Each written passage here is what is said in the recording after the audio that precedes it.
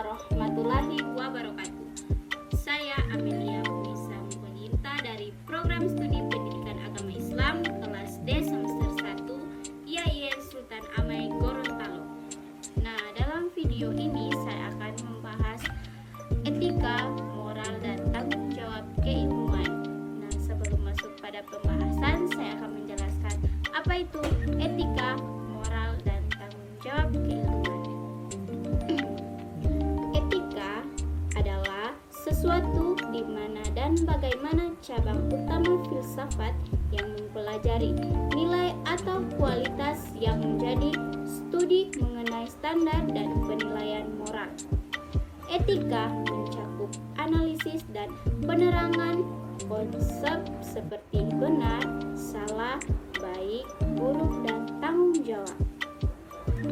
Dan moral, akhlak, etika atau susila adalah istilah manusia yang menyebut ke manusia atau orang lainnya dalam tindakan yang memiliki nilai positif.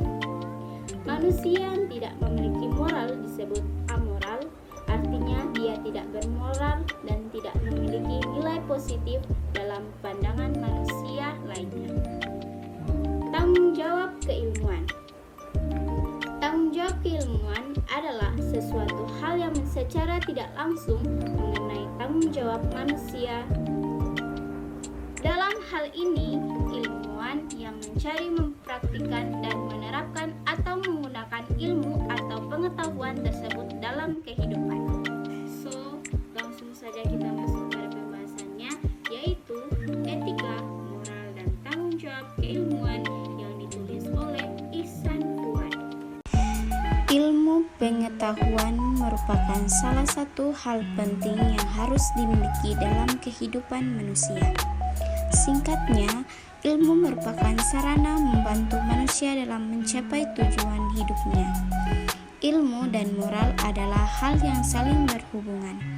Dalam kehidupan sehari-hari, moral lebih dikenal dengan arti susila. Moral mengandung arti praktis, ia merupakan ide-ide universal tentang tindakan seseorang yang baik dan wajar dalam masyarakat. Hubungan antara ilmu dan moral. 1. Pengertian ilmu. Kata ilmu dalam bahasa Arab umum yang berarti memahami, mengerti, atau mengetahui. Istilah ilmu pengetahuan diambil dari kata bahasa Inggris science yang berasal dari bahasa Latin scientia dari bentuk kata kerja sciere yang berarti mempelajari, mengetahui. Dilianggi 1987 memberikan pengertian ilmu adalah rangkaian aktivitas penelaahan yang mencari penjelasan suatu metode untuk memperoleh pemahaman secara rasional empirisi mengenai dunia ini dalam berbagai seginya dan keseluruhan pengetahuan sistematis yang menjelaskan berbagai gejala yang ingin dimengerti manusia. Menurut BAM dalam Kunto Wibisono 1997, definisi ilmu pengetahuan melibatkan 6 macam komponen, yaitu masalah, sikap, metode, aktivitas, kesimpulan, dan pengaruh. 2. Pengertian moral. Moral berasal dari kata Latin mos, jamaknya mores yang berarti adat atau cara hidup. Etika dan moral sama artinya, tetapi dalam penilaian sehari-hari ada sedikit perbedaan. Moral dan atau moralitas dipakai untuk perbuatan yang sedang dinilai. Kata moral juga dalam bahasa Yunani sama dengan ethos yang melahirkan etika sebagai cabang filsafat. Etika sangat menekankan pendekatan yang kritis dalam melihat nilai, takaran, harga, angka, kepandaian, kadar atau mutu, sifat-sifat penting atau berguna, dan moral tersebut serta permasalahan-permasalahan yang timbul dalam kaitan dengan nilai dan moral itu. Sumber langsung ajaran moral adalah pelbagai orang dalam kedudukan yang berwenang seperti orang tua dan guru, para pemuka masyarakat dan agama, serta tulisan para bijak. Etika bukan sumber tambahan bagi ajaran moral, tetapi filsafat atau pemikiran kritis dan mendasar tentang ajaran dan pandangan moral. Etika adalah sebuah ilmu dan bukan sebuah ajaran. Jadi, etika dan ajaran moral tidak berada di tingkat yang sama.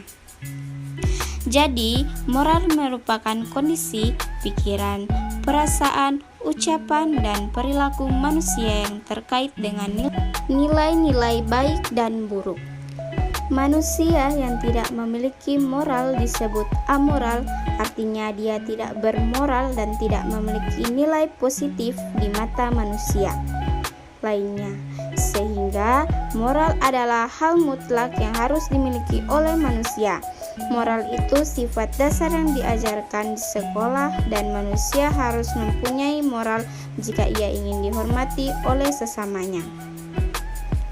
Moral adalah perbuatan atau tingkah laku atau ucapan seseorang dalam berinteraksi dengan manusia.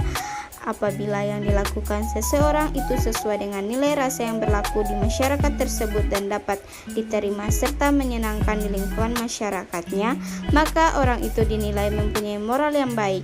Begitu juga sebaliknya. 3. Hubungan antara ilmu dan moral merupakan kenyataan yang tidak bisa dipungkiri bahwa peradaban manusia sangat berhutang kepada ilmu. Perkembangan ilmu sejak pertumbuhannya diawali dan dikaitkan dengan sebuah kebutuhan kondisi realitas saat itu. Pada saat terjadi peperangan atau ada keinginan manusia untuk memerangi orang lain, maka ilmu berkembang sehingga penemuan ilmu bukan saja ditujukan untuk menguasai alam, melainkan untuk tujuan perang, memerangi semua manusia dan untuk menguasai mereka. Di pihak lain, perkembangan dan kemajuan ilmu sering melupakan kedudukan atau faktor manusia. Penemuan ilmu semestinya untuk kepentingan manusia. Jadi ilmu yang menyesuaikan dengan kedudukan manusia, namun keadaan justru sebaliknya, yaitu manusialah yang akhirnya harus menyesuaikan diri dengan ilmu. Di hadapan dengan masalah moral dalam menghadapi ekses ilmu yang bersifat merusak ini, para ilmuwan berbagi ke dalam dua golongan pendapat. Golongan pertama menginginkan bahwa ilmu harus bersifat netral terhadap nilai-nilai baik itu secara ontologis maupun aksiologis. Dalam hal ini, tugas ilmuwan adalah penemuan pengetahuan dan terserah kepada orang lain untuk mempergunakan. Golongan kedua berpendapat bahwa netralitas untuk terhadap nilai-nilai hanyalah terbatas pada metafisik keilmuan, sedangkan dalam penggunaannya, bahkan pemilihan objek penelitian, maka kegiatan keilmuan harus berlandaskan asas-asas moral. Tahap tertinggi dalam kebudayaan moral manusia, ujar Charles Darwin, adalah ketika kita menyadari bahwa kita seyogyanya mengontrol pikiran kita. Sikap keilmuan. Etika keilmuan. 1. Pengertian etika dalam Wikipedia Bahasa Indonesia 2012. Etika Yunani kuno, etikos berarti timbul dari kebiasaan, adalah cabang utama filsafat yang mempelajari nilai atau kualitas yang menjadi studi mengenai standar dan penilaian moral. Etika mencakup analisis dan penerapan konsep seperti benar, salah, baik, buruk, dan tanggung jawab. Secara metodologis, tidak setiap hal menilai perbuatan dapat dikatakan sebagai etika. Etika memerlukan sikap kritis, metodis, dan sistematis dalam melakukan refleksi. Karena itulah etika merupakan suatu ilmu. Sebagai suatu ilmu, objek dari etika adalah tingkah laku manusia, akan tetapi berbeda dengan ilmu-ilmu lain yang meneliti juga tingkah laku manusia. Etika memiliki sudut pandang normalis, maksudnya etika melihat dari sudut baik dan buruk terhadap perbuatan manusia. Macam-macam etika. Etika terbagi menjadi 3 bagian utama: metaetika atau studi konsep etika, etika normatif atau studi penentuan nilai etika, dan etika terapan atau studi penggunaan nilai-nilai etika. Ketiga jenis etika tersebut akan dijelaskan sebagai berikut. Metaetika. Metaetika sebagai suatu jalan menuju konsepsi atau benar atau tidaknya suatu tindakan atau peristiwa. Dalam metaetika, tindakan atau peristiwa yang dibahas dipelajari berdasarkan hal itu sendiri dan dampak yang dibuatnya. Etika normatif. Etika normatif tidak berbicara lagi tentang gejala-gejala, melainkan tentang apa yang sebenarnya harus merupakan tindakan kita.